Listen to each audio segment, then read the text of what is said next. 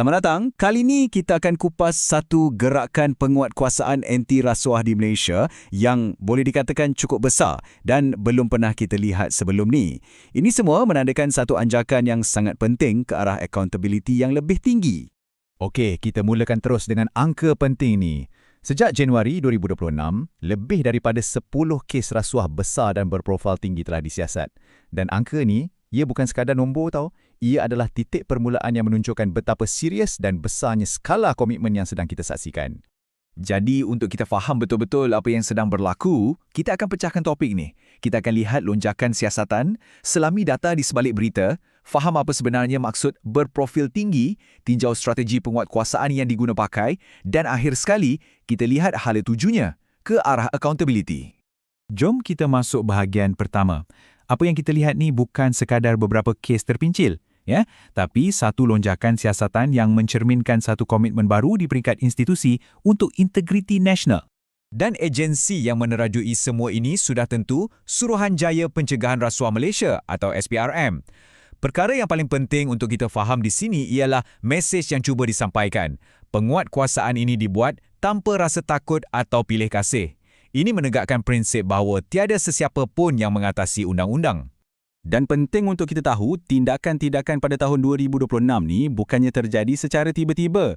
Ia sebenarnya adalah kesinambungan, satu momentum yang dibawa dari tahun sebelumnya, 2025, yang dah pun diiktiraf sebagai tahun paling cemerlang dalam rekod SPRM.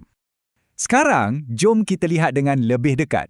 Untuk betul-betul faham skala operasi sekarang, kita kena tengok dulu data dari tahun 2025 yang menjadi asas kepada semua tindakan ini.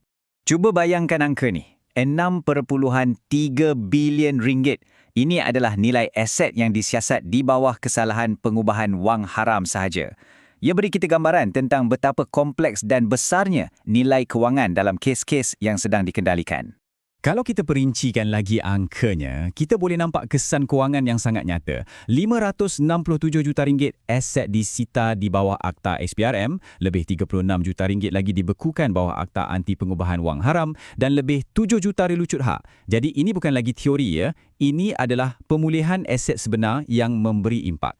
Dan skop siasatannya pula sangat meluas. Daripada 1,128 jumlah tangkapan pada 2025, kita nampak ia merentasi semua lapisan masyarakat. Sektor swasta, perkhidmatan awam, syarikat berkaitan kerajaan, sampailah ke ahli politik. Mesejnya di sini sangat jelas. Penguatkuasaan ini tidak tertumpu pada satu-satu kumpulan sahaja. Okey, ini membawa kita kepada istilah yang sangat penting dalam perbincangan ni. Berprofil tinggi. Apa sebenarnya maksudnya bila satu kes tu dilabel macam ni? Pada asasnya, ia tentang satu prinsip. Tiada siapa yang kebal daripada undang-undang.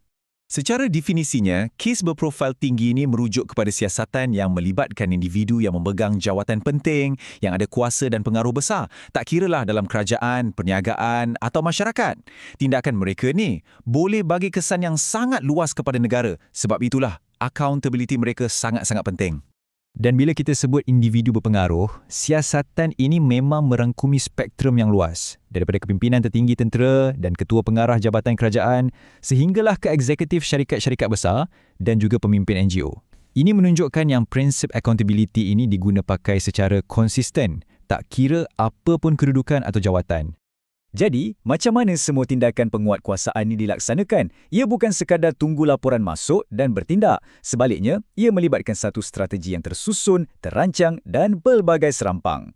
Di sini, kita boleh lihat beberapa nama kod operasi khas yang telah dijalankan. Setiap satu ada sasaran spesifik. Contohnya, Ops Tiger, sasar penipuan oleh pegawai bank. Ops Grip dan Ops Current pula fokus pada penyeludupan komoditi. Ini tunjukkan satu pendekatan yang sangat strategik dan bersasar, bukan pukul rata. Jom kita ambil Ops Grip sebagai contoh.